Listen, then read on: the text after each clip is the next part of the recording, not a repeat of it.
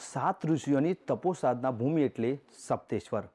ઉત્તર દિશામાં ગણાતા સાતે ઋષિઓએ જો કોઈ એક સ્થળે રહીને તપોસાધના કરી હોય એવા સ્થળો ખૂબ જ ઓછા છે અને આ સ્થળોમાંનું એક છે સાબરકાંઠા જિલ્લાનું ઈડર, જ્યાં શિવજી ઉપર હજારો વર્ષોથી ગંગાધારાનો અભિષેક થાય છે, પરંતુ તેનું રહસ્ય હજુ સુધી અકબંધ છે। ત્યારે શું છે આ જગ્યાનું રહસ્ય, આવો જાણીએ। મહર્ષિઓએ જ્યાં કરી છે તપ સાધના, જ્યાં 3600 વર્ષથી સ્વયંભૂ ગંગાધારાઓ કરી રહી છે ભોલાનાથને અભિષેક, એવા આ છે ઈડર તાલુકાના સપ્તેશ્વર મહાદેવ।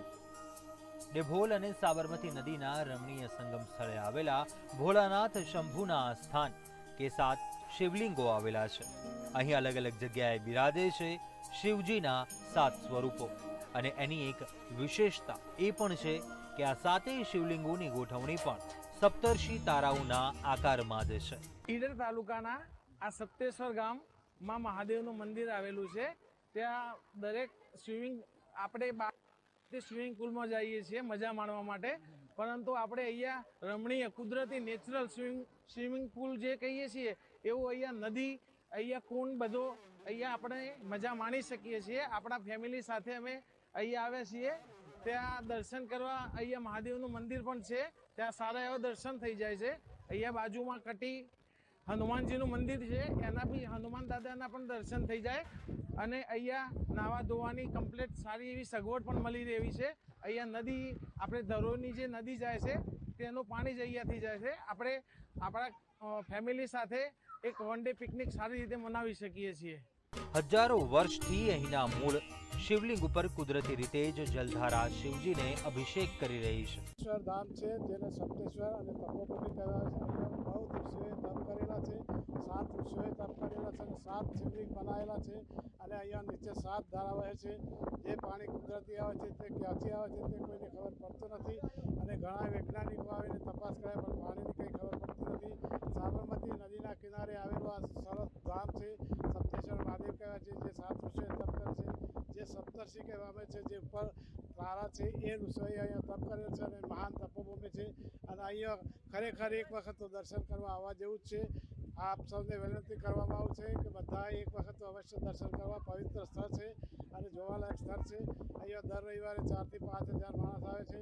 ફાગણ સુદ 11 બહુ મોટો મેળો ભરાય છે અને બહુ સરસ પવિત્ર ધામ છે, જેના કારણે બધાને વિનંતી કે એક વખત અવશ્ય આવો। જય સપ્તેશ્વર મહાદેવની જય। 15મી સદીમાં કશ્યપ, અત્રિ, વશિષ્ઠ, વિશ્વામિત્ર, ભારદ્વાજ, જમદાગ્નિ અને ગૌતમ આ 7 ઋષિએ અહીં તપસ્યા કરીને ભૂમિને પાવન કરી હતી।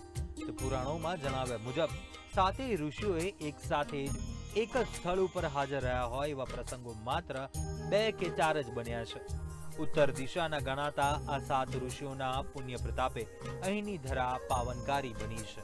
તો અહીંના પવિત્ર જળનું આગમન કરતી દૈહિક રોગોથી મુક્તિ મળે છે તેવું પણ માનવામાં આવે છે। અને બહુ સરસ મજાની જગ્યા છે, કુદરતી પાણી આવે છે, ખરેખર તો એના જ દર્શન કરવા જેવા છે।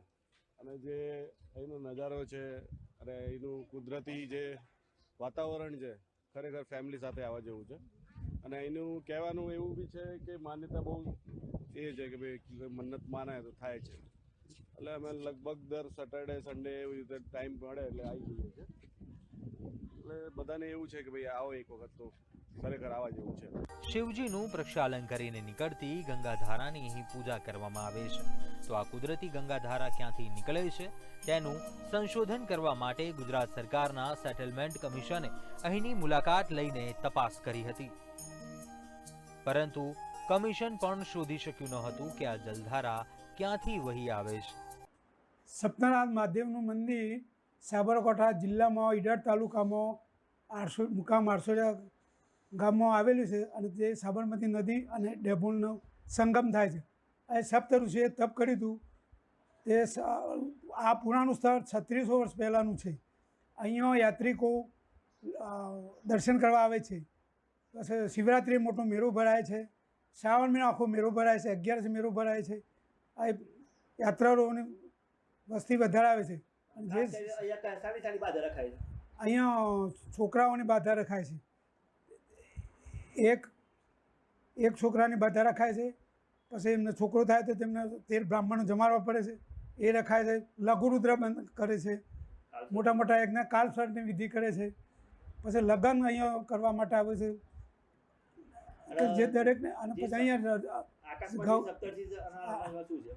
આકાર છે જે સપ્તઋષિનું ઉપર છે તારામંડળ, એ જ આ સપ્તઋષિ અહીંયા 7 લિંગ સ્થાપિત એ પ્રમાણે કરેલા.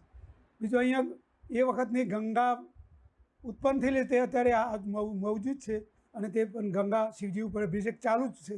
રાત દિવસ દુષ્કાળ પડે તો પણ, નદીમાં પાણી ન હોય તો પણ એ ગંગા ચાલુ છે. અને એનો વિકાસ આપણા સરકાર તરફથી ₹4 કરોડ ખર્ચીને વિકાસ કરેલ છે. યાત્રાઓ માટે પાણીની સગવડ, ઘાટ બનાવ્યું, પછી પાર્કિંગ બધું. અહીંયા રાતમાં નાઇટમાં 5 બસો આવે છે. અમદાવાદ, ઈડર, હિંમતનગર, વડનગર, વિજાપુર યાત્રિકાઓ આવવાની જાય છે.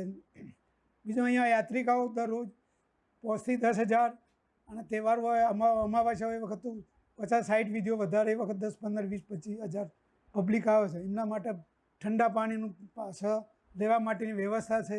અહીંયા પછી રસોડા આવે છે, બાધાઓ કરવા લોકો, એમના માટે પણ રસોડા છે. શ્રાવણ મહિનામાં ભરતી વધારે, અને દરરોજ બ્રાહ્મણોની પૂજાઓ આવે છે 10-15, એ પણ યજ્ઞ કરવા માટે કરવા આવે છે.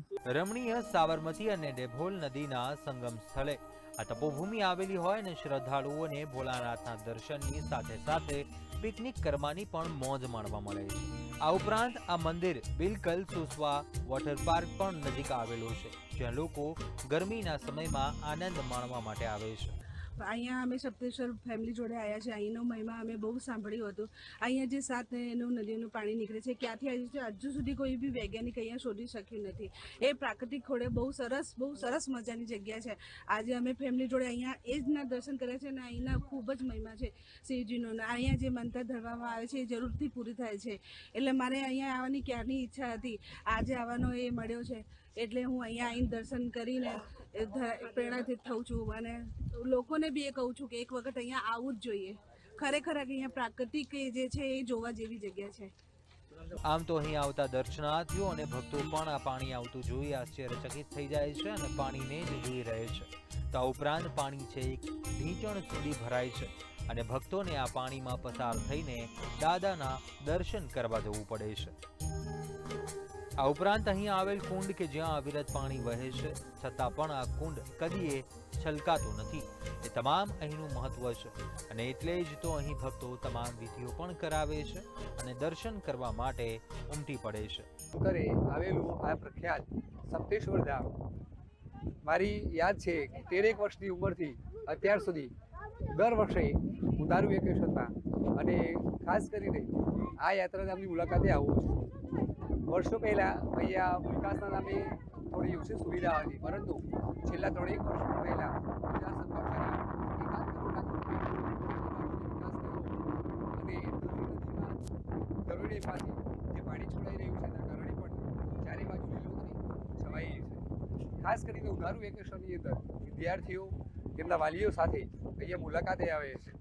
પહેલાં જમવાની અસુવિધા અત્યારે જોઈ રહ્યા છીએ આપણે કે ઉપરના ભાગે જમવાની સરસ મજાની ₹100ની કિંમતમાં સરસ મજાનું ભોજન મળી રહ્યું છે. દિવસે દિવસે અહીંયા યાત્રાળુઓનો પ્રસાર વધી રહ્યો છે, અને આવનારા સમયની અંદર પણ અહીંયા એનાથી પણ વધારો થાય એવા પ્રયાસો સરકાર દ્વારા થઈ રહ્યા છે.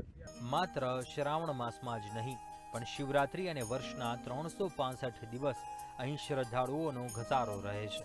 ખાસ કરીને ચોમાસામાં જ્યારે ગાંડીતુર બનેલી સાબરમતી નદી ભોળાનાથને મંદિર સહિત પોતાનામાં સમાવી લે છે, ત્યારે આ જગ્યાના દર્શન કરવા તો ઠેક ઠેકાણેથી લોકો ઉમટી પડે છે, અને સપ્તર્ષિ ઋષિઓ સાથે સંકળાયેલી શિવલિંગના દર્શન, પૂજન અર્ચન કરી શ્રદ્ધાળુઓ ધન્યતા અનુભવે છે. બ્યુરો રિપોર્ટ, આજ કી બાત ગુજરાતી, સાબરકાંઠા.